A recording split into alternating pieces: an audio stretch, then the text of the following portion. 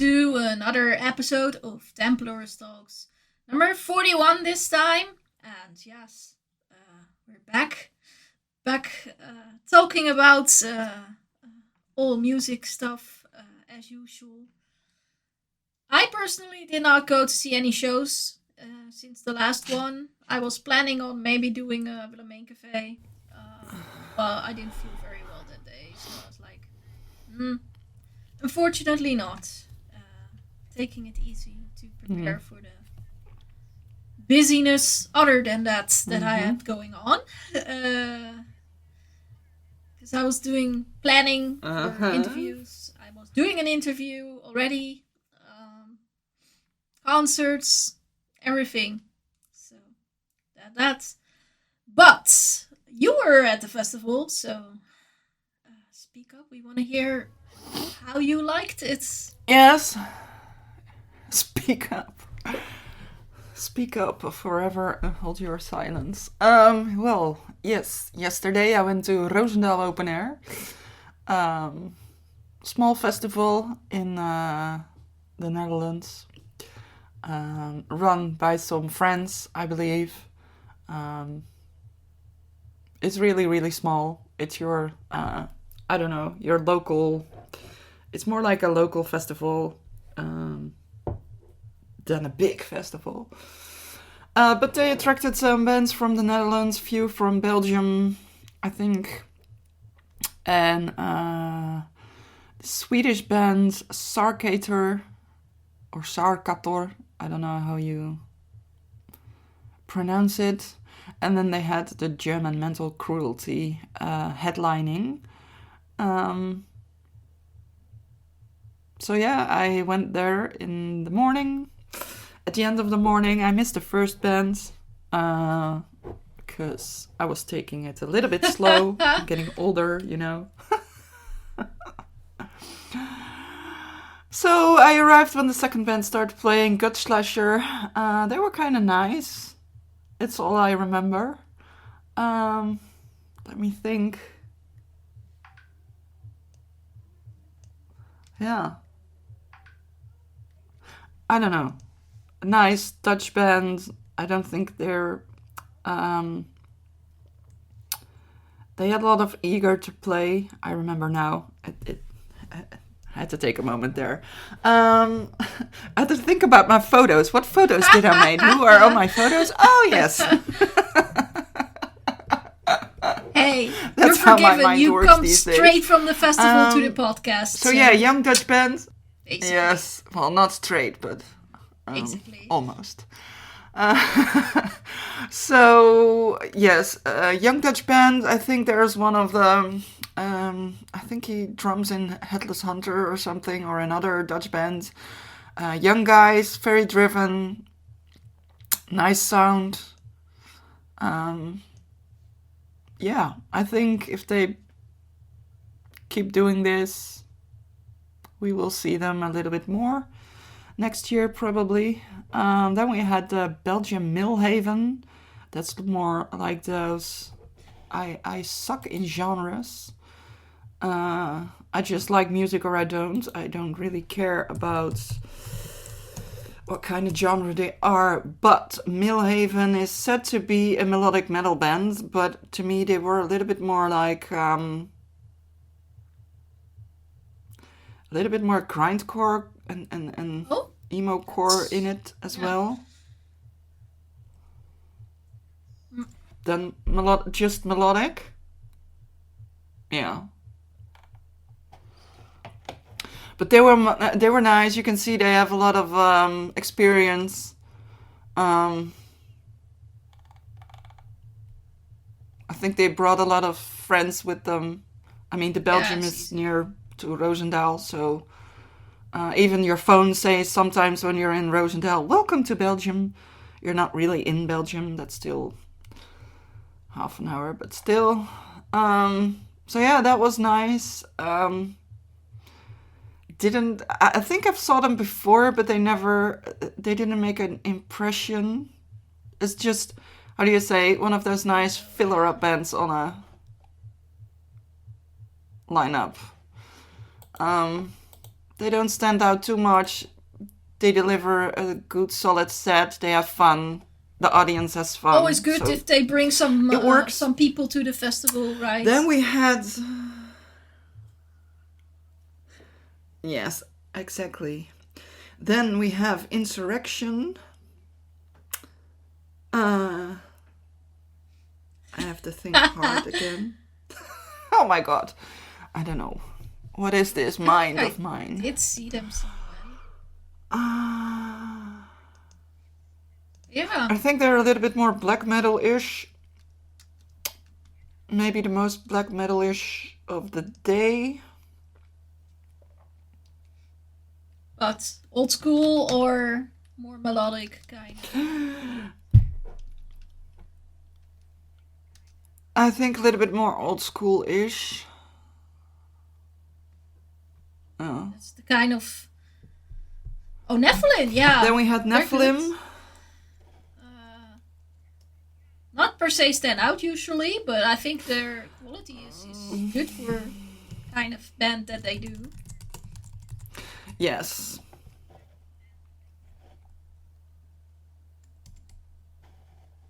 Yeah, definitely. They're not...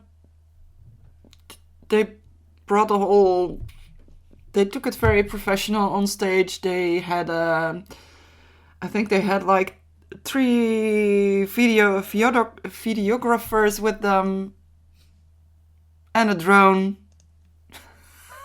for a teeny tiny festival. So I expect to see some, I don't know, live footage from this performance or a video clip or something, because there were so many people filming them and photographing them for the band themselves, so not just reporting from the festival.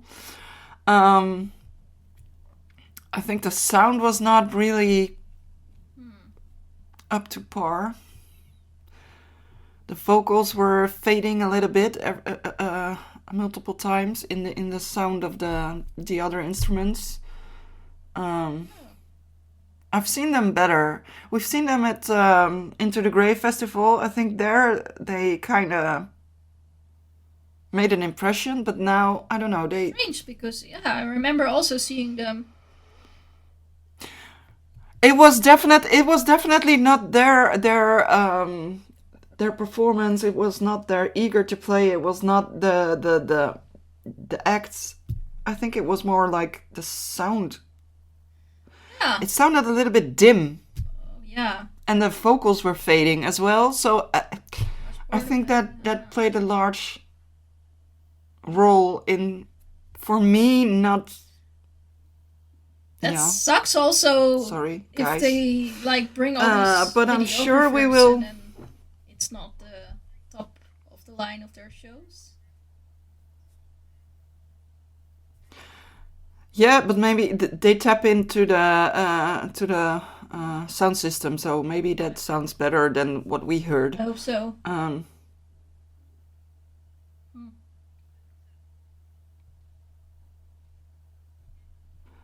But we will see. Then we had...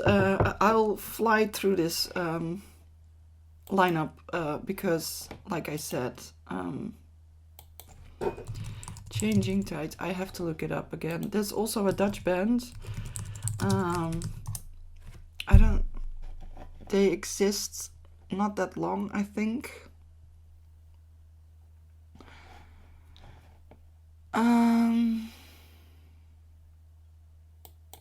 They're a little bit more metalcore. I find them interesting.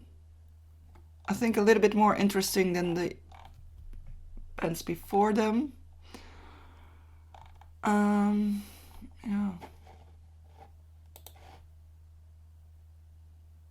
Yeah, they take their it's a little bit of metalcore and deathcore combined. They have nice guitar riffs.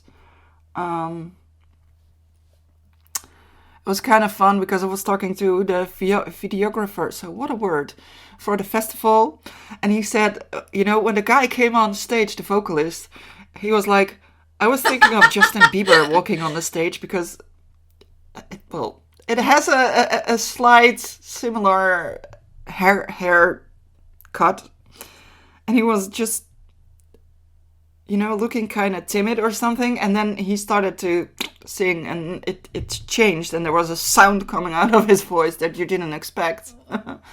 So that was kind of fun. But yeah, I think they got the crowd going, they got circle pits going. I very much like this band, and I'm sipping coffee if you hear weird sounds. Still need to wake up. So yeah, I think this was a nice band. Changing Tides, they're Dutch. I think we will probably see them maybe somewhere in the indoor festival, indoor season somewhere. I reviewed some of their work. An EP or an album or so. Yeah, I think they exist a couple years now, 6 years maybe. Yeah. Well, good. It's kind of funny. I see they did a K3 cover. Okay. 10,000 air balloons. For those who are listening and are international people, K3 is like a Belgium kid band with 3 girlies singing, kid songs. Sometimes a bit questionable. Yeah, sometimes actually, a bit questionable lyrics. Kind of funny. Questionable, yes. Yeah. There's something for the parents as well. For the daddies. And daddies, yeah. Oh, man's on the top. Yeah, well. So that was Changing Tides. That was kind of good. I liked them. And then we had Magna Cult. That was actually the band I came to see together with Mental Cruelty. I've seen Magna Cult in the past. I think they took a break for like 6 or 7 years. I was thinking I haven't seen them for ages. Good to have them back though. Yeah. Yes. So the lineup is quite new people in the band. But of course the vocalist is still the same. It was really good, really nice. I think the audience liked it. I think a lot of people in the audience didn't know what to expect, because I think it was one of their, not the first since they returned, but one of the, they haven't done a lot yet, so I think they have to make a name for themselves again. But I think they will succeed in that quite fast once they're out there. You can see they have a lot of experience, all the musicians in the band. And their vocalist, Seb, he has like... I was also talking to the videographer guy, he said, and another guy from the organization, and they said, yeah, the guy has something over him. It's like he looks so friendly. Like you want to be his friend. And not per se like charismatic, but something draws you to him, you know, like, but with a friendly vibe. But then he growls, and then he makes he is a talker in between the songs, so I think that's nice. It is something that makes the band stand out from all the other bands, I think. And not in a musical way, but in you see them, how you experience them. Yeah, I always remember from them that they had this really deep, heavy sound, and that could like, that is something you wouldn't initially think of if you see them. Yeah. Yeah. Maybe a bit more progressive as well. Quite technical, maybe as well. Yeah. Oh well, I'm glad to have them back to the scene. Yes. Then we had Sarkator or Sarkator, I don't know, Swedish band. Young guys, they played thrash metal, and they had, I don't know, I think they put all the, The other bands were not that energetic. I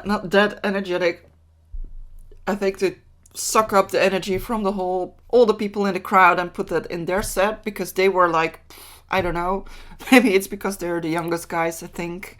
But they were on fire, on steroids, I don't know, whatever. But they, like thrash metal needs to be, they were blazing over the stage. They were fun to watch. Also reminded me a little bit about Hell Ripper. But that maybe because of the vocalist looks a little bit the same kind of white guitar. And I think both of those bands have a lot of eager to play, fun to play, willingness to play from first till last. They just blaze. So that goes for both of those bands. And then we had Mental Cruelty. It started to rain, but doesn't matter. It was really good. They played like huge venues. The last year they played with Cradle of Filth. They played with Lorna Shore as a support act. And then this tiny festival. I think actually the most people, it was the crowdiest with Changing Tides and Magna Cold. Actually with Mental Cruelty, there were like holes in the audience. Kind of sad because they delivered a great set on a small stage without like pyros, without anything. So just how do you say it, like sort of a naked band. Okay. But then stage prop wise, there was no fireworks, there were no CO2 it could work if flashing. There wasn't a big light show, there wasn't a backdrop. It was just the bare minimum. So I don't know, we got to see, I think maybe a raw Mental Cruelty is the better word. But it was fun. They when they came, they made a little reel about coming to Rosendal, and the vocalist, what was his name, Lucas. He was talking Dutch about pilsjes and broodjes, worstenbroodjes. That was kind of fun. So that he got worstenbroodjes on stage from people in the audience. But it was really fun. I think they played an hour, and that hour went by really, really fast. It was nice to see them. I think they will play way larger places in the future. I mean, they played with Lorna Shore and bigger bands. They are really on the rise. So yeah. That was my festival yesterday. Short, nice, but just nice to be there. It's a nice festival. It's nice and cozy. It's small. No long queues anywhere because there were not that many people. Nice way to close the season. Yeah. Yes, exactly. Good. Yeah.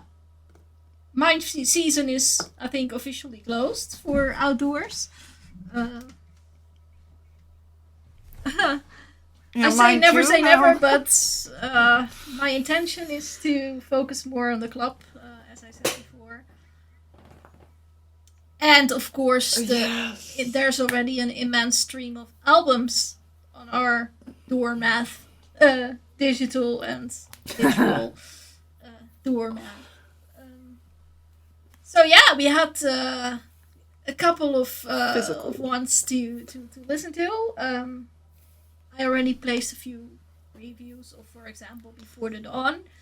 That album comes out soonish, so nice. Yeah, I recommend you to look at it. Yeah. Yeah, I'm looking forward to that one. Yes, I'm looking forward. I think they released a new single last week as well, I think. Um, and they already released one or two songs. So it's really hyping up I think it's what's a coming. good album. It's not straying too far from what you've known them for, but you can definitely hear a little bit of a change. I mean, I've been listening to a couple of the Melodic Death at the last week. Also, because they're going to be on tour soonish with Wolfheart. I mean, Thomas has multiple bands, and he decides to tour with two of his bands at the same time. Of course, I listened to the Wolfheart album too. That's gonna come out soonish. I also listened to their support band, Sultana.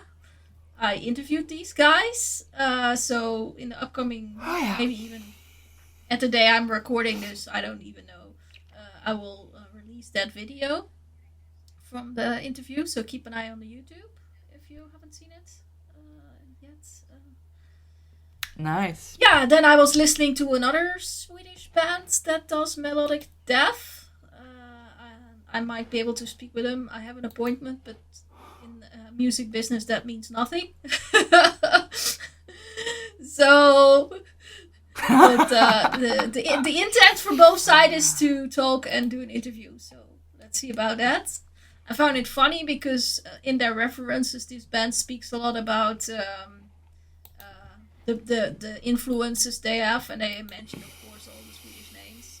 But I was listening, and in the first 30 seconds I was listening, what? Why are they saying all these Swedish names? The first thing I hear when listening to this very first song on the release is Children of Bottom. So, think a bit more in that direction, I would say. So, yeah. And then, of course, we had some albums that we were listening to discuss for our podcast. And then we also had a Swedish Melodic Death band. Yes. And from them, of course, we can say the name and say more. And that is the band In Mourning. Yes. A Swedish band. Also a Swedish band. I'm wondering, what did we think of it? I mean, a little bit of background. Yeah, they have been releasing the track North Star already, so people might have heard it. If you're trying to follow what's coming out soonish. Yeah, I think they've been around for quite some years now. Yeah, so it's not like 25 years or something. Unknown. Pretty long time. They will be roading with Omnium Gatherum. That's gonna be in 2026 or so. And Fallujah. So if you like those bands, you can also kind of have a hint of what you can expect from them. Yeah, I think I'm curious to hear what was your opinion about them.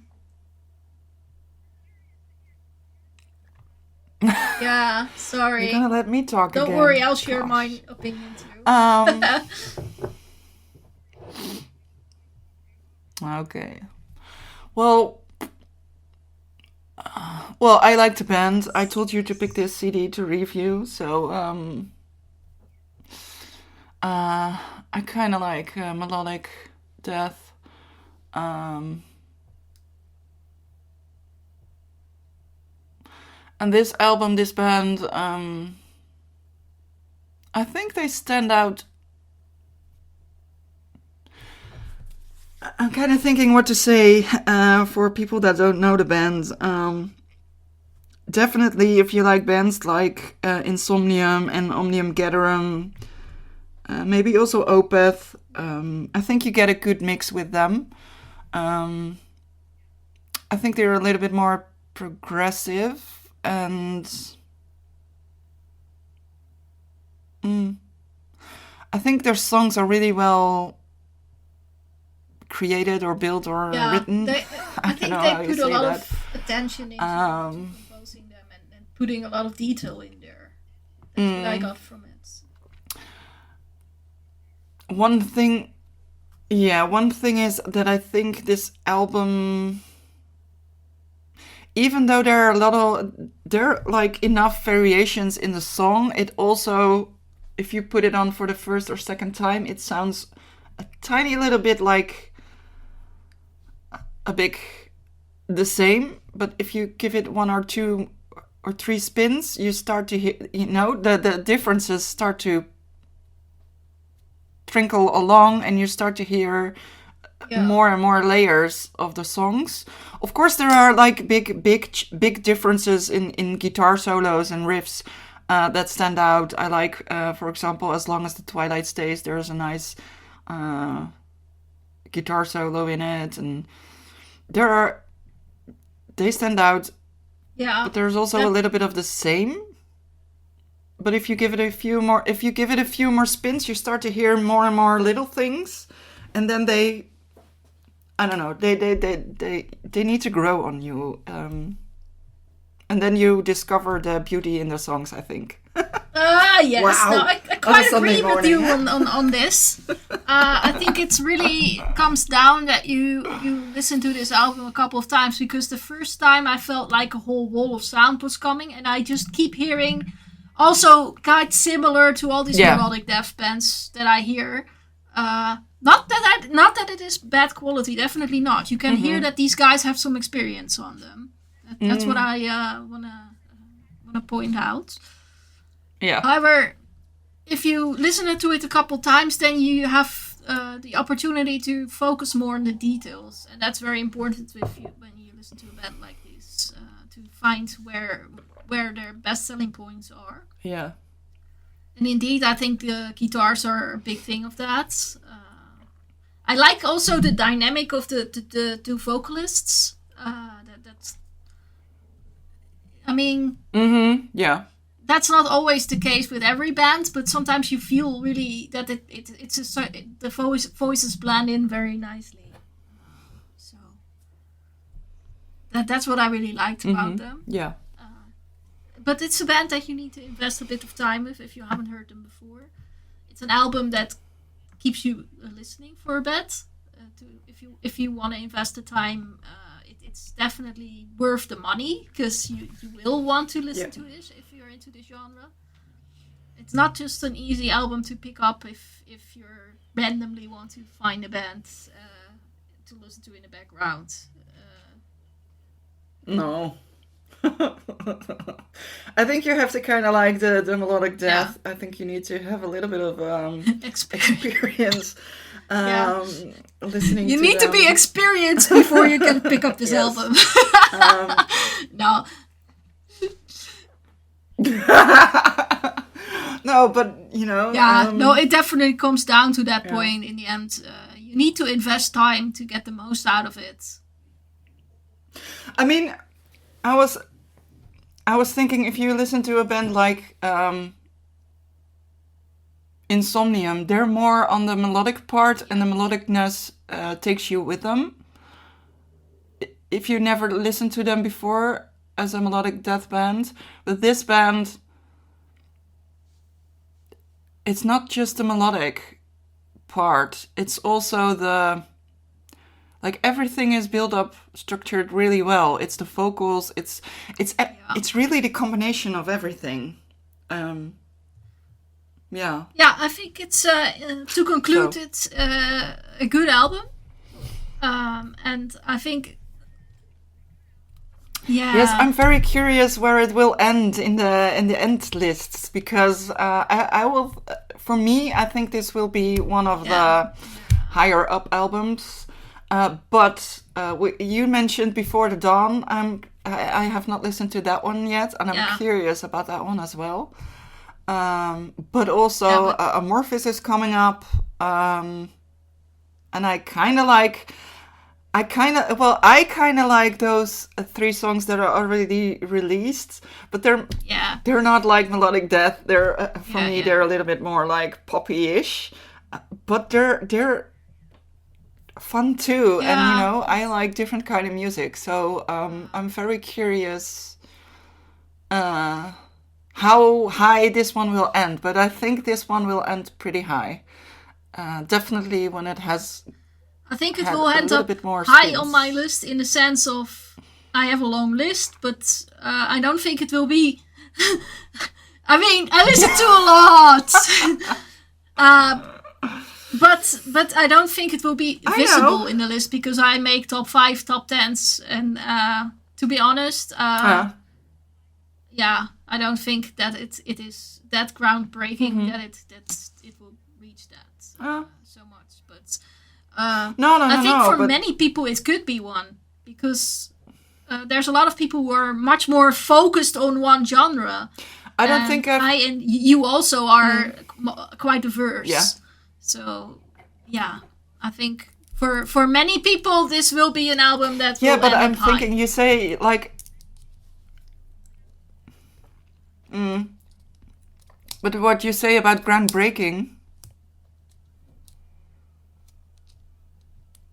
I'm thinking I don't believe there's any album this year where I would use the term groundbreaking yet. Well, so. maybe after 2 or 3 months when the main season is passed by.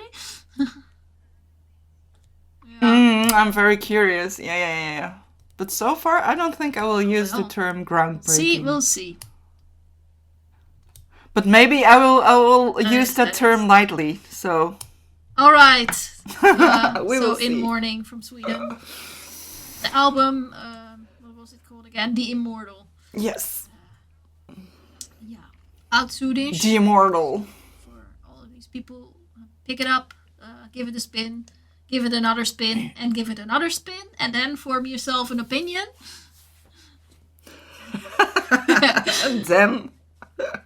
All right. Exactly. But this was not the only one we picked up.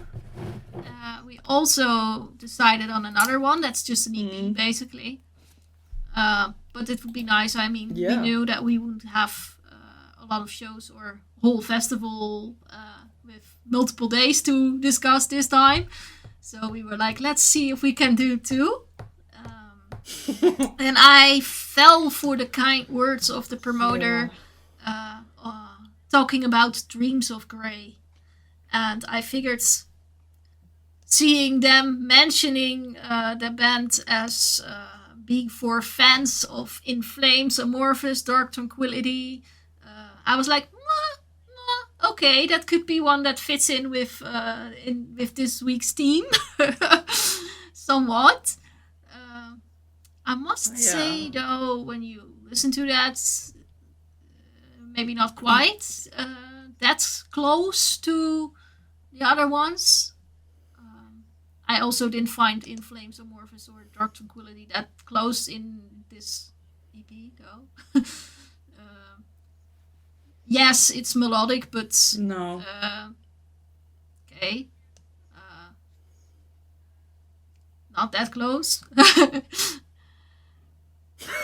But if I scroll down a little bit further to what else there was in the introduction text that I received, but with this one it says, for those who long for a new voice in melodic extreme metal, now it became extreme, so that's a point. One that remembers the spirit of Paradise Lost, the introspection of Opeth, and the energy of Slayer. I was like, Slayer, Opeth? But of course, Paradise Lost. Again. Every band sounds like Paradise Lost. Come on. Oh, but I think it's kind of, you sent me the album and I saw the first. Yeah. What I saw first was the picture of the CD, the cover, and my first thought was going to be, oh, is this instrumental? Is this something progressive? That were the first things that came up. And then I saw a picture of one guy holding a guitar without listening. So I thought, yeah, maybe it's instrumental, but what are we getting? And then I was putting it on and I was like, okay, it's not just instrumental. It's actually, well, it sounds kind of nice. There's like growls and stuff. It's I get the extreme part. That's definitely there. But it's funny thing. Yeah, I mean, when I saw the cover, I was thinking it's either having that progressive hint in there or gothic, maybe. Yeah. Yeah. Yeah. But I don't necessarily have that, but I could link that to that Paradise Lost link there a little bit in there. I was like, okay, maybe if that's what's in there, then maybe that's where it comes from. Yeah. So, yeah, all these kind of references, maybe they should just drop it and we can look at what the band really did. It's what was it, 3 tracks that they have in there? I think, the first one, A Beginning. Of course, A Beginning.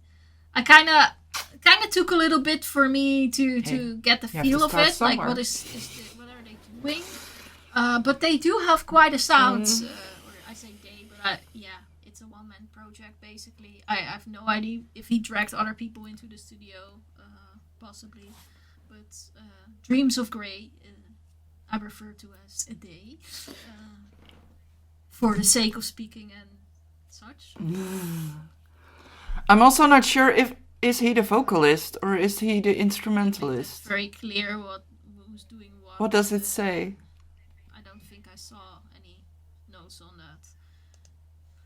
But at least I know he's doing the guitars and probably also the vocals, because why not?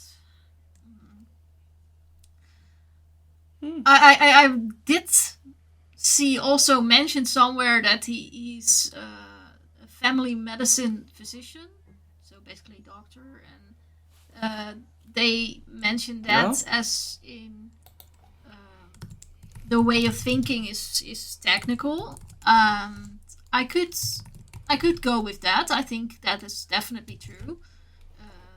You can hear in the way of composing that he really likes to experiment with how to place things and tries to break out from standards.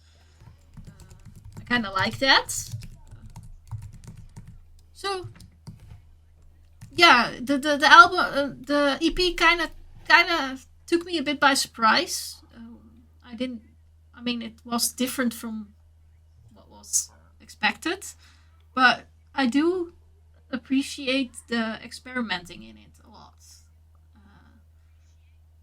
I'm also wondering if there's so much in there, and how does it sound if you get a full album? Is it gonna be staying in one line? Are they not gonna like go from one side of the spectrum to something else and then go back and forth between styles too much? Because he wants to put so much in there. Sometimes less is more, so to say. But for these 3 songs, it still worked out, I think. I like that. Mm-hmm. Yeah.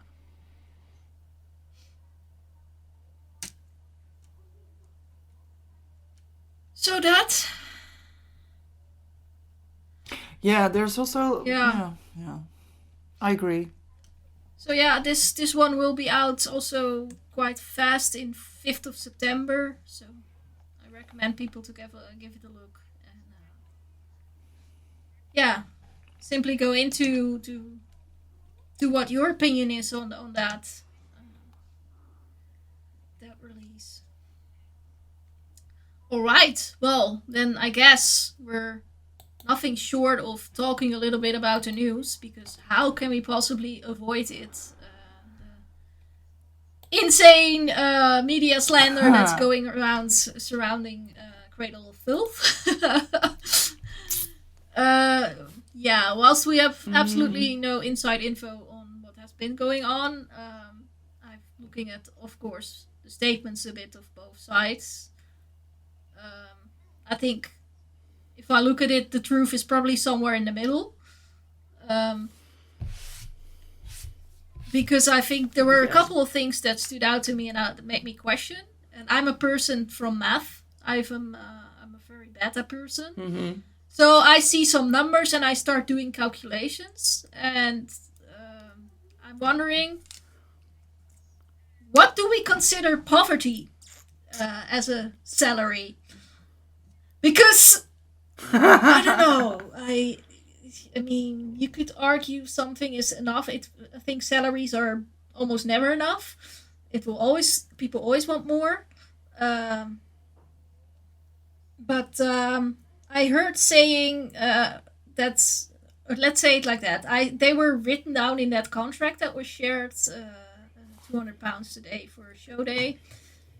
That's €230. And then I saw in the statements of Danny Filth saying that 40% of the year is booked for shows, that they have shows. I mean, I just didn't check if that was actually true, but let's just take that as a statement. It's checkable, whatever. That equals down to 146 days times €230, because I wanted it in euros to kind of calculate what that would come to. That's €33,580 from touring. I heard that, or at least in a statement of the guitarist, it said that he also participated in composing and everything, and so he gets some royalties on top of that as well. So that's not even the full thing.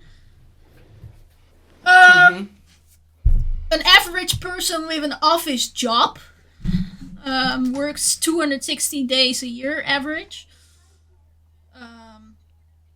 So that would come down to almost 60k if you would work for the salary of €230 a day.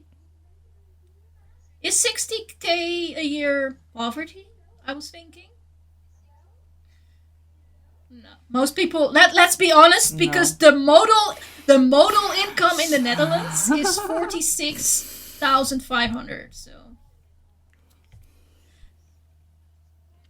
Yeah, no, and that's modal. High. A lot of people don't get modal. That. That's Hank actually, or Ingrid, whatever.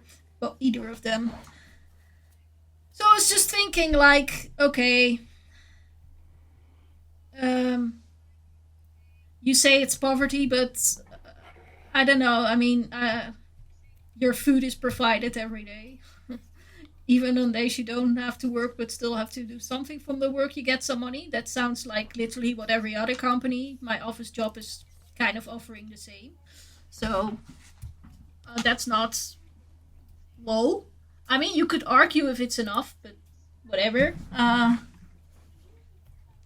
think the statements of poverty, yeah.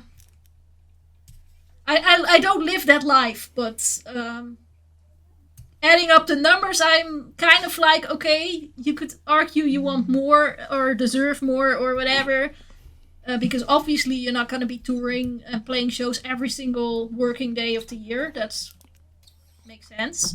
But as Dani stated, you're free to go plan something else from work-wise during the other days, like many musicians do.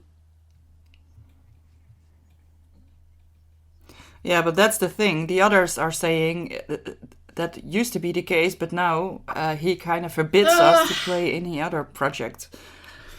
I'm not sure how far. Maybe it's a new thing, because I believe they all participated in other things. I mean, the guitarist both played in other projects. She played... exactly. I think she did soooo. She composed something. So...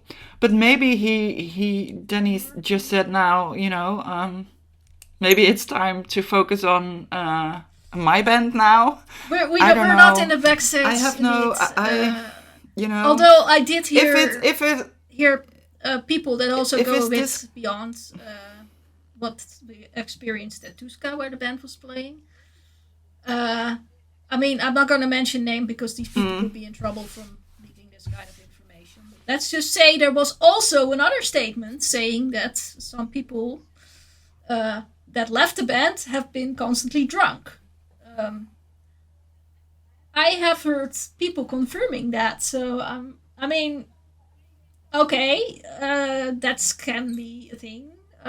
People were doing that, yeah. Okay, so one thing, and then I've also have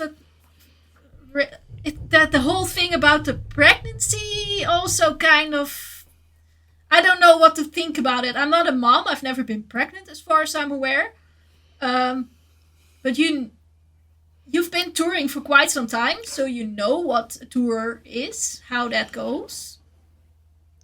Apparently, either you didn't know you were pregnant, and in that case, you cannot blame your employer for not making arrangements or whatsoever to release burden on you or something. That's absolutely no possible if you didn't even know or shared with them that you were pregnant. That's one thing. You can question why you go on tour knowing you're pregnant, if you knew.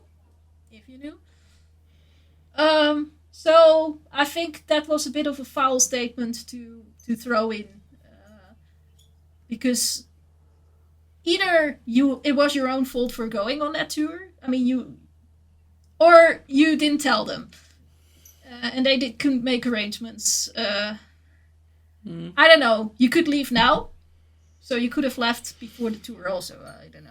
I didn't even know if it was this tour that this happened, but I don't know. That's something feels so. I don't know. That's like I said, from all sides I see things that are not nice and not going well. So I think the truth will be in the middle, and it's absolutely same. Not gonna be somewhere in the middle on us to find out. But the whole story has been creating so much drama online now that we can hardly ignore to talk about it. Yeah. So yeah, the mud throwing will be going back and forth. And obviously, Cradle of Filth had a lot of members going. But I've seen also the lists where a lot of these members have been around for 7 to 7 years. So that's quite a bit in that defense. This band has a long career. And I think if you look at any other bands with long careers, you also see a lot of people coming and going. So, yeah. Hard to say. I don't know. Yeah. Complicated situation.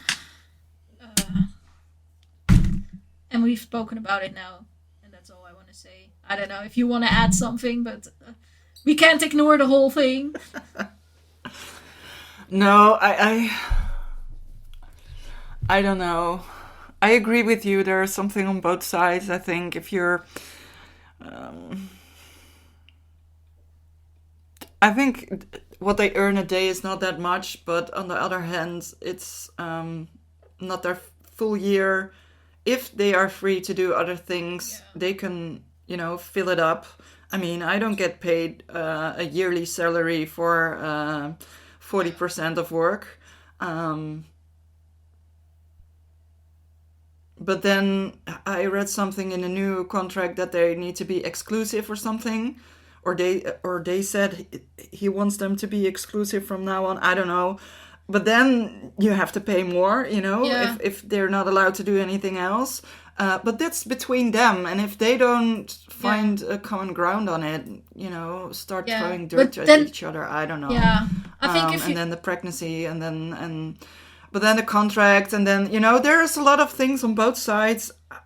I think it's dirty what either of them is doing. I'm happy I'm not in the middle of that. Let's do that. That's the best. I mean, that's just I don't know. This fight should not have been fought over social media, I think. I wish them best. But that's the thing these days, social media is easy to use. You reach a lot of people.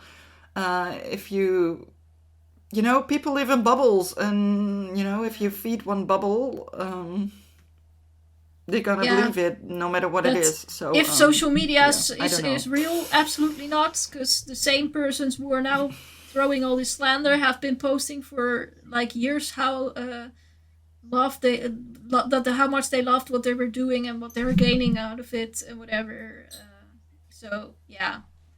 I don't know. Guess Instagram is not the reality after all. in case somebody still wondered. All right. Now I'm up for something positive.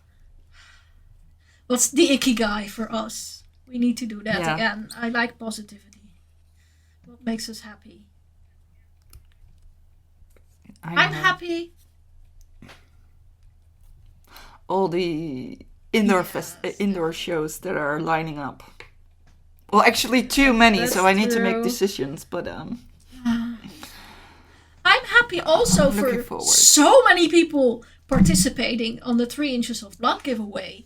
Like, whoa, in that stories. Whoa, yeah, Nice. that's definitely far. A lot of people were participating there. Let's say it like that. We have some lucky winners, so Nice. that's close now. Yeah, and I have already heard that the guys intend to return after their new album comes out, so we'll probably see more of them in future. That makes me happy. Yeah, I'm kind of happy with the interview that I am planning to do. Like I said, I already did one. One is planned. I have another one that will probably be planned. And then I have one outgoing that's, well, let's just say the promoter doesn't have the best track record of putting things forward. So, but if somebody says, "Oh, we're available for interviews," and we're like, "Okay, let's do it," and then you don't hear anything, we'll see about what comes from that. But other than that, yeah, I'm kind of happy on doing these kind of things a little bit more. So, yeah. That, and, well, a lot of happiness. Positivity. Okay. I think we come down then to our last item of our week.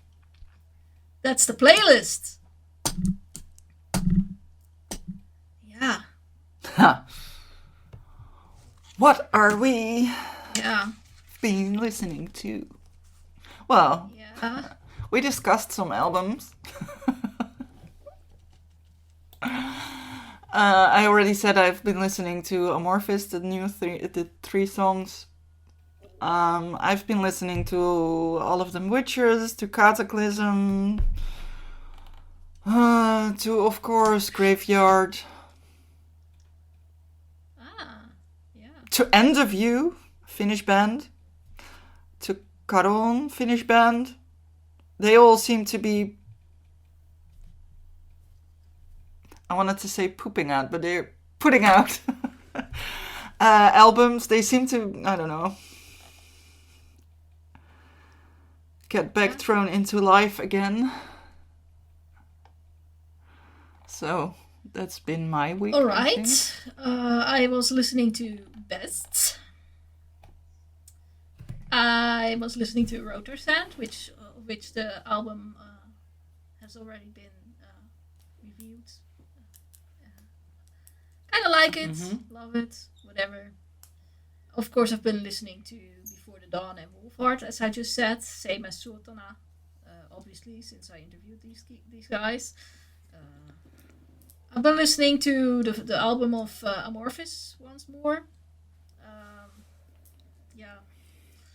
I have my opinions on it, but I try not to share it yet. I listened to Karel Hangren. I got the album and I couldn't help myself. It comes out in October and I'm just like, I need it now. So, listening. Yeah. Yeah. I saw they did With a a nice song video, in Dutch.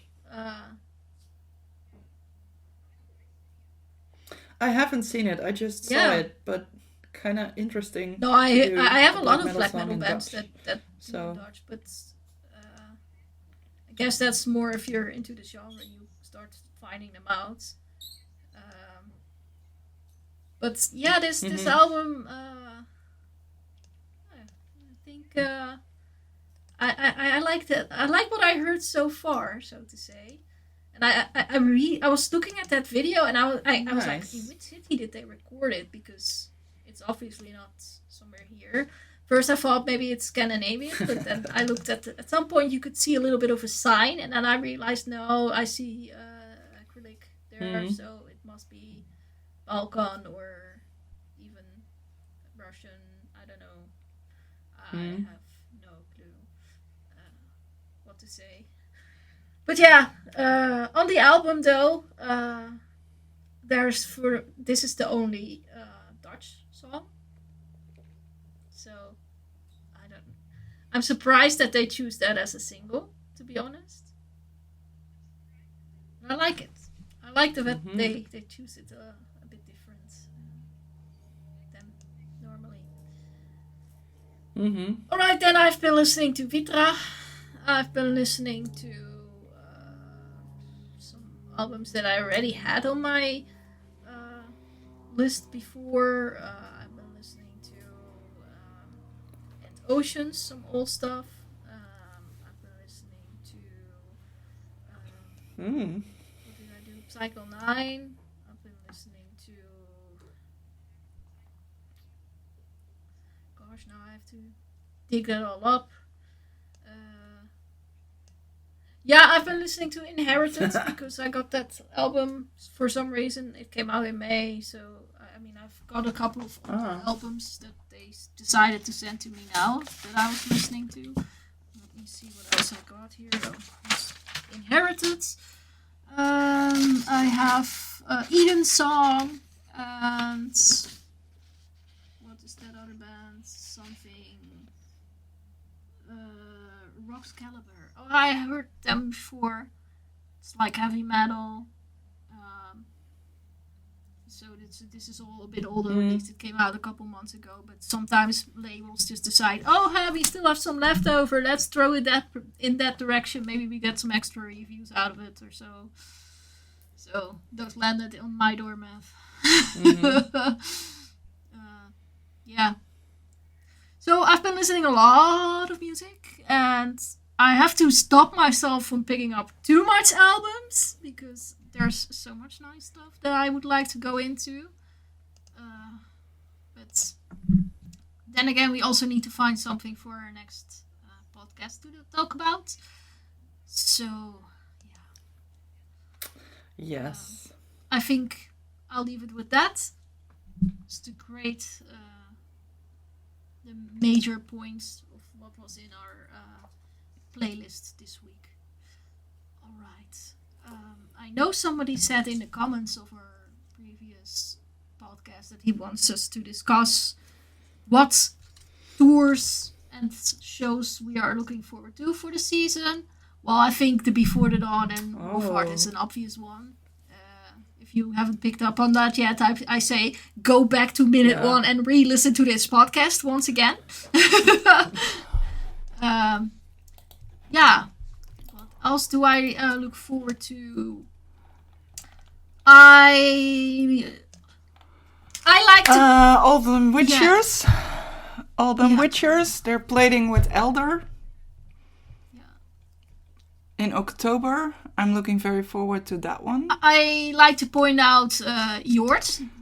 Jort is playing with Jade Empire and as the Sun Falls or something from Finland. So yeah, they play in Willemijn in the end of September, the 28th. That's what I look forward to. The day before, I have a super busy day where I'll be at a corporate event. And after that, there's a little black festival in my own town. So I might end up having a lot of black metal, and we'll see about that. That's kind of I kind of look forward to that weekend though, because lots of black metal, I like that. A bit later in the year, I think I have some tiny festival where I might or might not go to, and that's Arnhem Death Fest. Maybe I'll see Alcest in Doornroosje. I don't know. Oh, nice. Later in the year, we also have Wednesday 13, but I probably don't bother to travel there because I've seen them now on the festival I went to in Belgium. Yeah, and we do have Cradle of Filth somewhere in December, but we'll see if not everybody else decides to leave too. There's in December some Catatonia show. I have it on my list, but I'm not sure if I'm actually planning to go. I don't know. There's a couple bands I keep an eye on. Korea, for example, but they play with Morbid Culture, which is meh. So I don't know. I have to think about that. Yeah, Lacrimas and Paradise Lost could be one that I am interested in. No. Yeah, I knew. They're on my list too. Maybe I'll drop in by Die Groups and Jesus on Ecstasy. I don't know. Have to see how my schedule aligns. But we'll see. I'm usually quite last minute with picking where I'm going, so yeah, we'll see a little bit about that. But those are some names I have on my short list, so to say. Keep an eye on. I know Dark Tranquility is also coming again, but I mean, by now I've seen them a couple times on this tour. And since I've had that Black Weekend before that, and I have some shows that I might want to attend straight after that, I would probably end up having 1, 2, 3, 4, 5, 6, 7 show days in a row. So I might want to take a break from that. So I try not to go too crazy. Yeah. So, you any additional ones that I forgot about?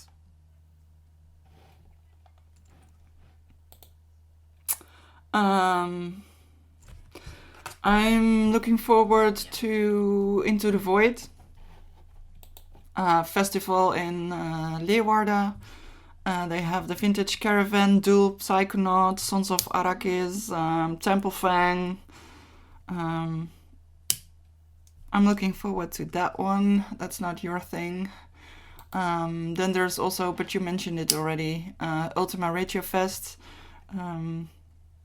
Dark Tranquility, Soon Equilibrium, and Eoton. It's on my list, but I'm not sure if I can make it. If I make it, I would like to see Eoton actually. Then there already said Alden Witchers with Elder. Yeah. There's also Blood Red Hourglass in Leiden in the Noble. It's on there. There's also Amorphis on there, but they play on a Tuesday and they play with Arch Enemy. Oh no. And they play in the Ziggo Dome. Yeah. Oh no. So I think I'm gonna skip. It's on a Tuesday. I have to work. I have to be busy. It's in a big, huge ass stadium. I don't know. But I do want to see Amorphis, but I don't want to see.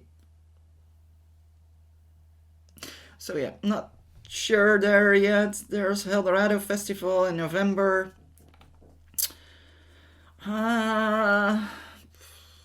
So Willow is doing, I think, a sort of release show, although their album is already out, I believe, but they're releasing it in November. I don't know. Or it's just the first show. I don't know. I got something. To celebrate the release? I don't know. It will be. Then there is it was out on Friday. Yeah. Yeah, but there is something about release. Yeah, I know. The 22nd of November. I received just some the of celebration that. That's of why I'm release. like, I got something about them this week. I put it away. I stored it somewhere. But where?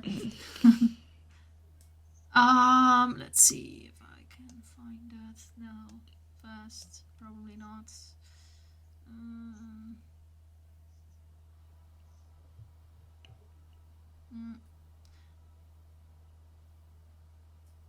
And then there's like Apocalyptica in December.